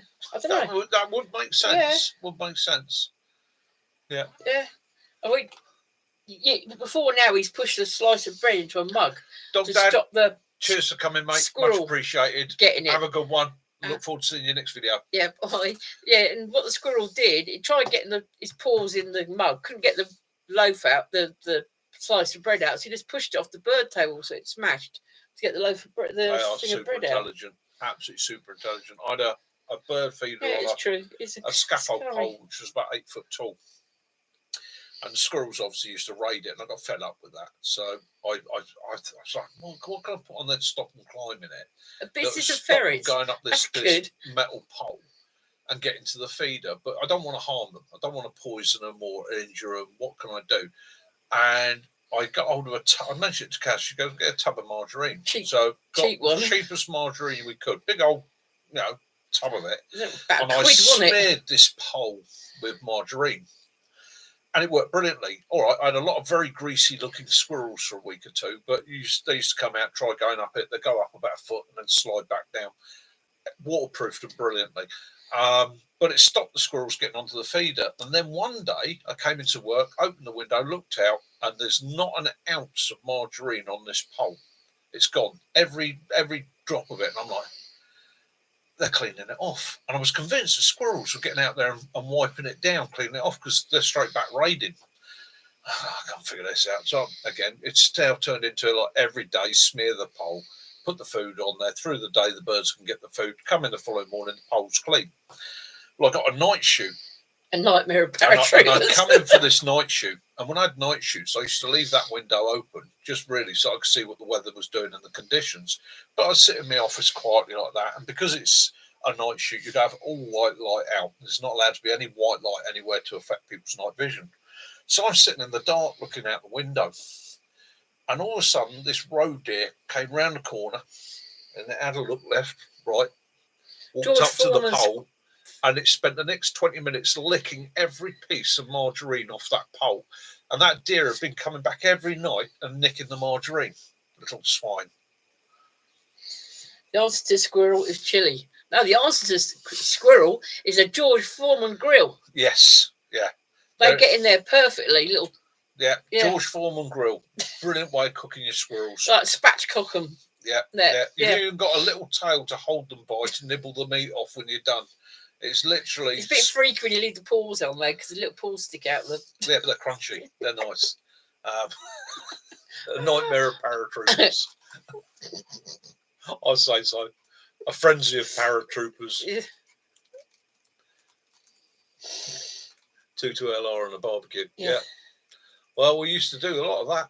Lean, I yeah, he's a lean, mean grilling machine. I had the ticket for the vermin control on Longmoor Camp, so I've got a huge training area there. So it was squirrels, rabbits, you name it. All the vermin came off of there as part of my permission. And yeah, I got pretty good at cooking squirrel, didn't I? Yeah. Yeah, But it's George alright. Foreman grill, absolutely brilliant. Brilliant way of cooking a squirrel. So, what is the collective name for pandas in Kitten Killer? Oh, you won't want to take me tomorrow because you're picking up your Mac. Picking Mac up tomorrow. Yes.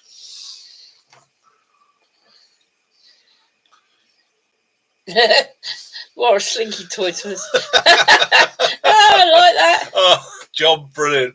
Brilliant. Brilliant.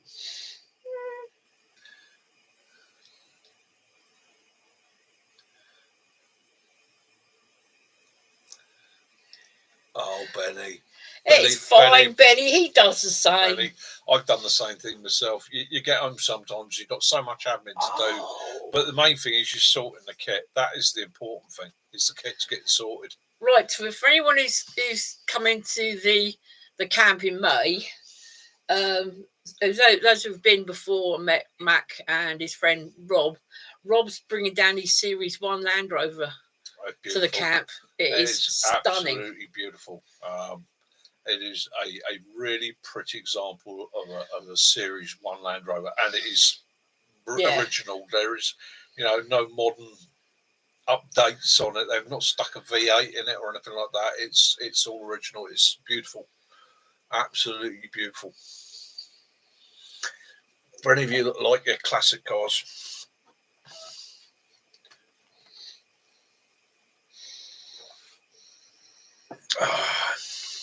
Nice. Benny, I've heard that so many times before. Honestly, Corporal, it's the first time I've ever done it. Yeah, that's good. Yeah, actually, maybe even able to pick someone up from the station. Brilliant, brilliant, Fantastic. absolutely brilliant. There's nothing wrong with Skoda. I like Nothing- Skodas. Skoda's rated as the most reliable vehicle ever built. Was it the Skoda Octavia? Yes, Right, Sussex. right, I've got you for down for 2 people. Skoda Octavia, they reckon there's more of them have done 1 million miles than any other car manufactured. Look, he's Bushcraft Sussex bring down his mate Tim with him. Brilliant. He's a bushcrafter and a good bloke, so it'd be nice. Yeah, brilliant, brilliant. Yeah. More than happy, more than happy, more the merrier. Yes, we got some. Unfortunately, Sussex, that's the one thing that I can't have up there. I'm not allowed dogs up there, purely and simply because we border 2 neighbours, very big houses that have got dogs and livestock, and the one rule the guys give me up there is not to take dogs up. I'm allowed on occasion Willow up there, but it tends to be like a sneak him in, sneak him out. Yeah, I usually bring them in for a few hours, don't I? Yeah. Yeah, we sort of sneak him in, sneak him out, and if anybody asks, he sits in the car the whole time. Max says, Rob will be there in case you get your V8 stuck. Cheers, Matt. Right, Bearded Adventure, what we do is, I think, we used to give it out on here when the camps are happening, because the site you use is a 4x4 training centre. Yeah. That you get to use. I do a little bit for them, and in return, I get to use the woods. So, it's a case my camps are usually based around weekends where they're not using it for training. So, on this particular weekend, they are. You just not know how to book. Yeah, I'll just drop us an email, mate. But he's going to be busy himself that weekend. But we usually get it put out here, and it's usually appears on the board. Yeah, I try and give 8 weeks notice here on Sunday night for those that are interested, and then it's just basically drop me an email, let me know you want to come, and Caroline will drop you the 3 words for the location. Put your name down. And again, it's another thing. You're organising camps yourself, so I try not to give the location away, the 3 words of it on YouTube. Purely and simply, I just don't want it's not my woods, so I'm not being tight, but I don't want people I don't know suddenly tipping up there doing wild camps because it's Mickey's woods, and well, how it usually works is it's no charge. There will be a tin there for donations that goes to the people that basically I stick a tin there, and all it is, people stick a donation in that. A donation goes back to Surrey 4x4's tourism training, and that then goes into their tea fund. So it's just a thank you really at the end of the day to them for allowing us to use the woods. What we usually do on a Saturday night is we supply the Saturday night food. It's we've had Jason Muddy Ruts foodie. He did a lamb roast, didn't he? You've done stews. Stews, curries. Simple fare on a Saturday night for those that want it. And other than that, provide for yourself, sort of thing. It's I think there is a fire pit running pretty much 24/7. There's plentiful wood supplied. There's 2 kettles on that non-stop, always on the brew. So again, if you need to cook something yourself, it's a case of dive in, use the fire pit. Of course, Sussex. You can bring your spoons and your carving gear. We've got there is something going to be is planned. This company will be at the woods, but you get a chance to show people. Max is bringing his fire stones. Fire stones, yeah. So again, it's a chance for people. If you've got something you want to show, you want to talk about, you want to introduce other people to, you want to demonstrate, by all means do it. There's going to be people there that are interested. Is there any timber you can use, or should you bring some? Sussex, there's timber up there you can use, mate. We've got mostly beech, holly, but that's pretty much it. Beech and holly.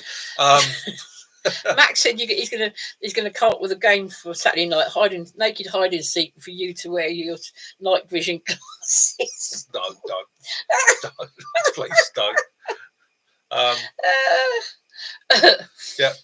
We got beech. It is predominantly a beech woods. It's quite a nice little standard beech. You'll see when you get up there. At one time, it would have encompassed beech. It's quite nice. There's a couple of old trees up there. You can also see that sometime it was obviously part of an estate, because there's a couple of redwoods up there to one side as well. It's a beautiful spot. Plenty of laying about for windfall. It's got a lovely. You'll see if you look at some of the videos, it's a lovely fireplace. It's actually it says Land Rover. Yeah. It's a Land Rover grill, isn't it? Yeah. But he's been up to the woods with Jason, and they've reorganised it and made it slightly bigger. There's not much up there in the way of walking sticks and things like that. If people are looking to get themselves a walking Ray pole, said, but he can cut some more logs again if you'd like some Ray, for the fire. it's a bit of bonus you can, mate. I've got that big old pine tree that I was on about felling last time. We've brought that down, but again, pine burns so fast. If you can bring some up with you, Sussex, appreciate it. bring his drone because you managed to do yours. You can fly a drone there. We're outside the zone for Farnborough Airport and that. So, I've used my drone app up there just to make sure that I'm okay, and we are outside their area. So there isn't an issue of flying a drone as long as you're happy and confident flying a drone in a fairly wooded environment. And we've got two huge 6.5 litre and 7.5 litre kettles that will be on the fire, burning all the time. We supply the water as well, so you don't have to worry about bringing water with you. Don't worry about water. Yeah, I can supply that. But it's usually fun. We've had Lee Roberts was teaching. I'm bringing napping, and I've got a couple of buckets of flint I'm going to take up there. So anybody wants some flint? Oh my goodness! Oh, thanks, Sticks. You got 2,000. Woohoo! So that means you got your jacket giveaway now. Woohoo! Yeah. Right. So next week there will be a giveaway. 2,000. Thank you very much, everybody, for all the support. So you drunk your drink? You have a chew. Yeah, mate. Oh, that's 2,000. it. I'll drink to you. Yeah. There you go, my darling. Yeah, that was Bill said to check for toads first. That poor little toad, he's been under that fire. Yeah, it's 2K. Oh, fantastic. Oh, yes, you'll bring some flint with you as well, haven't you? Yeah, I've got a couple of bucket loads of flint. It's not brilliant. But yes, got some flint coming over to you as well, John. We've put some aside for you. Yeah, I've got some flint going over for Find Your Friends with Island Jason. Yes. Benny said you're dying to look at it. Just looking to see that number. It's a weird thing, isn't it? Just seeing that number. Just seeing that. Yeah, it's got 2. I got 2. Yeah. 2. Back to 2. But hey, yeah. It's you. You're the one. Thank you, guys. It's you guys that have actually got me there. It's you guys that inspire me to keep going, give me the ideas. The Sunday Social, really, it's the chat more than me. Yeah. I just sit here and rabbit and waffle, and I take my cue from you guys. It's what you're interested in talking about. Someone said to us the other day, there's nothing else like this. It's on YouTube. It's well, I think we stick to the golden rules, which we stay away from religion and politics, and we just talk about those things that we like or we find interesting. We try and keep it caring, friendly, fun. We don't, I don't take things too seriously. No, that's it. It's Sussex is doing it. He made a bull roar off the other day. What he's got to do is decorate it. Excellent. Yeah, what it is, Katrina,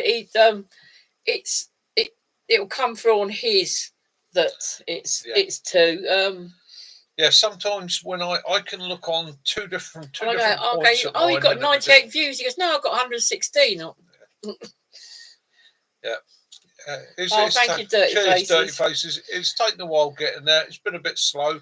I've seen a couple of people accelerate away from me after giving them a high. And there's no problem with that. If I give somebody a leg up and their channel accelerates away from mine, more power to them. It's only so 4 months. You were hoping to reach the 2,000 by Christmas. Yeah. So it's only 4 months late. So yeah. And let's face it, I've not really been busy with the videos. When it comes to millions, I think, training. Yeah, I've not been busy with the videos just lately. I have slowed down a little bit. But again, that's health and life. But things will come back. Yeah. But thank you all for joining us on our journey. And been a hell of a journey. It's been fun. It's sometimes in life you hit a wall and you think to yourself, what am I going to do next? Where am I going to go? What space is there for me in this world? And that's how I felt 3 years ago. I'd come out of a career within the military, I found myself out in this big wide world that, to be honest with you, quite scary, unordered. You can't And, become my full-time carer, yeah. so that's I yeah. was a bit lost.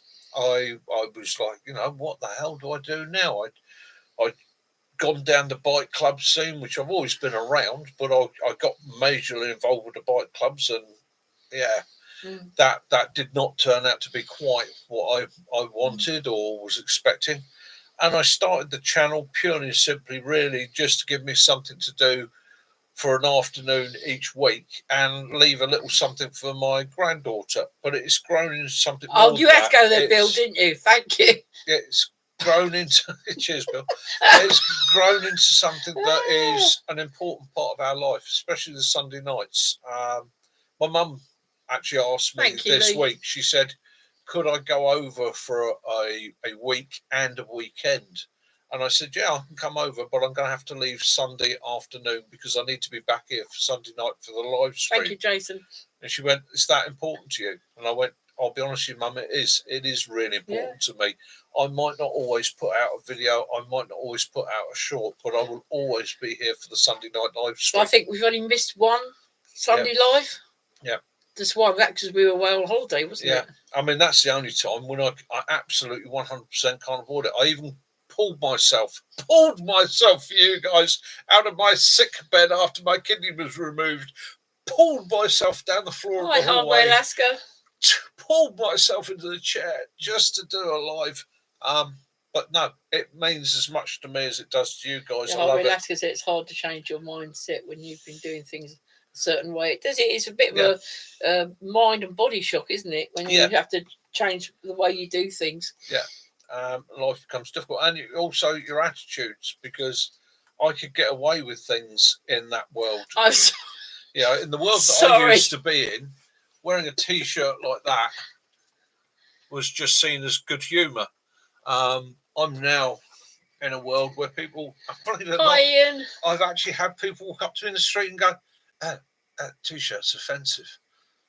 Is it? Oh, I'm glad you're feeling a little bit. I'm sorry you've not been well. Cheers, John. Thank you very much, mate. Ian's back. He's back with us. I'm glad you're feeling a little bit better. I'm sorry. Glad to have you on. Ian was with us right at the beginning. We went down and saw him. He's a lovely chap. He's a great friend, and he's been supporting us all the way through. So, Ian, just to let you know, we hit 2K tonight, brother. And it's really good to see you there. Stealth said he was bored the week we were off. Apologies, Stealth, for not entertaining you for that weekend. There will be occasions where I can't do a live. We're away or something like that, but I'll always make it up to you. As soon as I come back, it may be a case that we move it for 1 week from a Sunday to a Monday or something, just to get by. Yeah, we have done like New Year coming in. But we will be moving. We will be at some point this year, and we will be going up to Wales. And up north, because we obviously want to. There is a plan in the offing. I will be doing some travelling this year. Meet Stealth and live in Lavoo. So I will be on the road. Definitely, 100%. I will be coming to Wales. I've got to come down and see Stealth and the guys. I've also got to come down and see Lee at the Bug Out. There's something else behind that, but I've got to pop down to see him, and I've also got to go see my mate Tom. And then we will be heading to Scotland to come and see some of you guys up there. Not going to be able to make it all over Scotland because, as I keep trying to point out to people, Scotland is actually quite a large place. There is. Alaska said he loves the shorts you post. Well, thank you. I do apologise. The shorts are a bit random, but basically every day I try and post. Definitely. I like Norfolk. And if I see something that makes me smile, even if it's Willow being grumpy, that's a short for the day. And again, I think that's nice because the shorts are a little bit of a look into me and my life. Jason, he's already said that. He goes, when I go to America to see John and Dee, I could always pop over Yeah, this is. And I can see Darl and Jason. I'm trying to work out how it's going to work in my brain. I'm not like. Poor old Catherine thought she was going to be on her own for about at least a month. I want to go and see Jason. I'd like to go and see Jason, spend a few days with Jason, give him a hug, say hi, have a look round, see Having your toasties. see if I can track down Greg Ovens, kidnap him. So wake up in a box in the UK and go, oh, did I get here? And obviously I want to come down and see Willow. my mate D, Derek, who me and him have been buds for literally 3 years now. He was, again, one of my first American subscribers. John, who is another one of my first American subscribers, absolutely brilliant guy. There's Virginia Bushcraft. There's so many of you that I would like to come and see. And obviously I'm not going to be able to get to see everybody, but in my mind at the moment, it's like, it's sort of go to the far left, come down, swing across, and it's working out how I'm going to do that. John says, if you go to Wales and do a video, could you please turn on the live closed caption, as he's barely able to speak English over here. Oh, I'll do a translation for you. Yeah, that's it, Lee. See, in old days, you could have sent someone in a box. Yeah. You know, you used to be able to send kids. Yeah, but I've got to pay bloody tariff on it now, haven't I? Yeah. You get all that VAT to pay for him. So if I starve him for 2 months, then send him over, you can feed him up over there, and you've got to starve him again before he comes back. That's the other thing that worries me about going to the States is the food. You know, I'm right for food. Yeah. And the Harley Davidsons. Yeah. Yeah, Lee said you can turn up in a box, you'll still be, at least you'll be housed. That's true. That's true.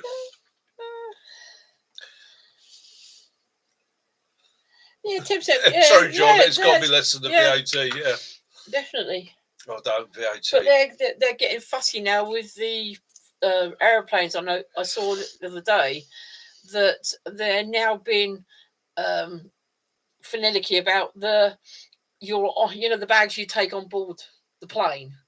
Yeah, they're starting to knock back on the size of bag you can actually take onto to having the cabin. Well, yeah. Well, all I need in the cabin is a book. Yeah, that's it. That's my. Yeah, Ollie Jason said you've got World Tour 2026. Yeah. Yeah. Oh, yeah. We can't do it in September though because we've got a wedding. I remember Mickey Does Dallas. Oh. I had to get that in there for Mac. Good grief. Mac was saying one of his deers come back. Excellent. Spent my 18th birthday in the States and my bad luck still follows me. Oh no. Oh, brilliant.